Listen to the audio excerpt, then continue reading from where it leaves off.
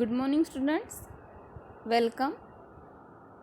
In the Histories E class, we are seeing the freedom struggle of 1857. In the last videos, we have seen the introduction, Paika rebellion, and some small struggles before the 1857. In that, we have seen the peasants' rebellion, which is led by Sannyasi Fakir. They also inspired the people from Pune, Satara, Ahmednagar, Solapur, Nasik, Bhor. Especially Umaji Naik inspired the people from these areas, and for that Umaji Naik was arrested and hanged to death, and Umaji Naik organized the Ramoshis. That rebellion was of particularly Ramoshis. Then in the Indian tribes and foreign communities also rebelled against the Britishers, because Britishers put the laws on the various livelihood of the tribes and the forest communities. For that, Kolam area of Chota Nagpur, Gond of Orissa, Santhal of Bihar fought against the British. Then the Indian sepoys from the East India Company also rebelled against the Britishers, as they were given unjust treatment comparing to the British sepoys. So all these were the small rebellions, small revolts before the revolt of 1857. Now let us see the causes for the struggle of 1857. In this video we have to see causes for the struggle of 1857. Because the discontent in the minds of diverse classes blow down in the form of this struggle, and this outbreak was in the form of armed rebellion. So now start causes for the struggle of 1850. Causes for the struggle of 1857. During the pre-British period, there were many kingdoms in India.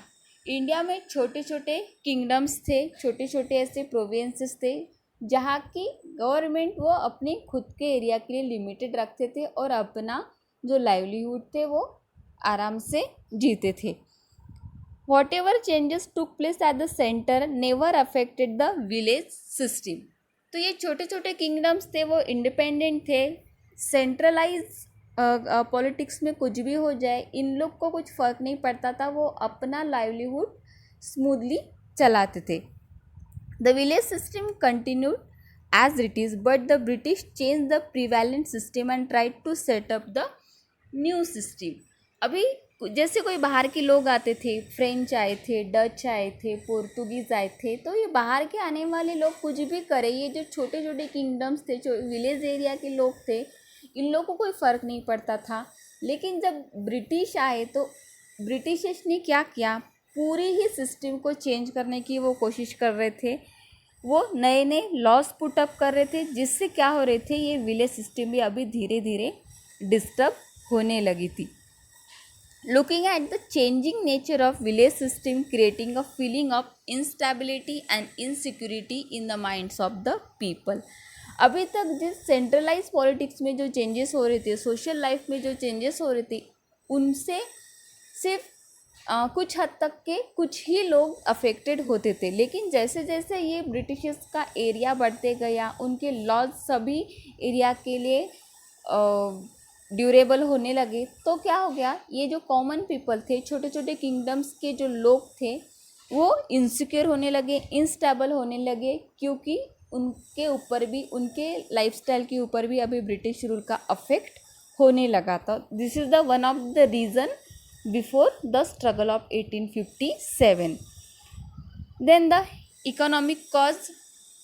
The British introduce new revenue system to increase their income.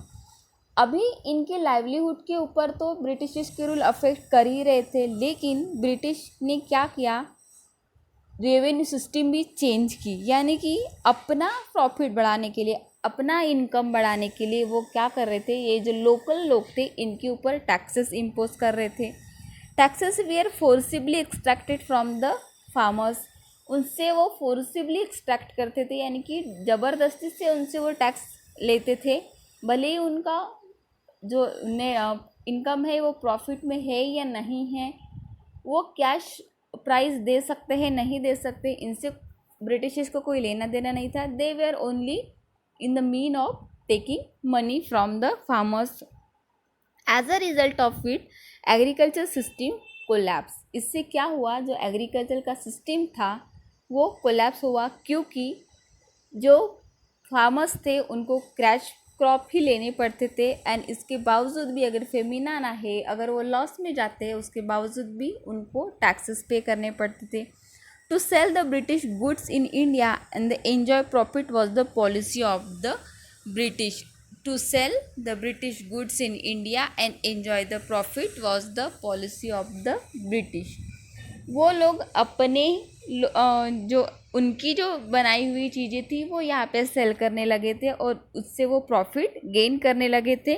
They imposed heavy taxes on the local industries. जिससे क्या हो रहा था, उनका जो material था वो लो price में अवेलेबल हो रहा था, और जो यहाँ का डोमेस्टिक जो प्रोडक्ट था, जो यहाँ का मटेरियल था, उसके ऊपर टैक्सेस इम्पोज होने के कारण वो उसके प्राइस हाइक हो रहे थे. The handicraft and textile industries were India were ruin. जो हैंडीक्राफ्ट और टेक्सटाइल इंडस्ट्री वो कम्प्लीटली रूइन हो गई थी, कम्प्लीटली लॉस में गई थी, क्योंकि जो मशीन ब्रिटिशर्स ला रहे थे या फिर जो इंडस्ट्रीज वो इस्टेब्लिश कर रहे थे, उनको कम लोगों की ज़रूरत पड़ती थी, उनकी मशीन्स मॉडर्न थी एंड इवन उसके प्राइजेस भी लो थे. Many Indian artisans become unemployed.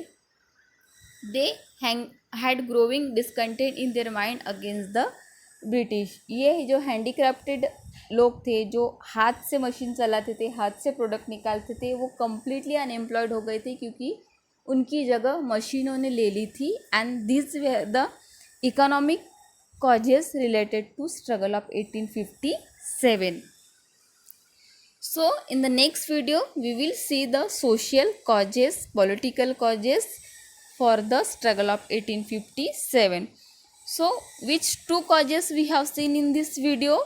That the village system getting disturbed due to new British rules, and because the instability and insecurity were growing in the minds of common people, they were affected by this British rule. And second economic cause, we have seen that as the policy of British was to sell the British goods in India and enjoy the profit, many Indian artisans become employed, and it grows the discontent in their mind against the British. Thank you. See you in the next video.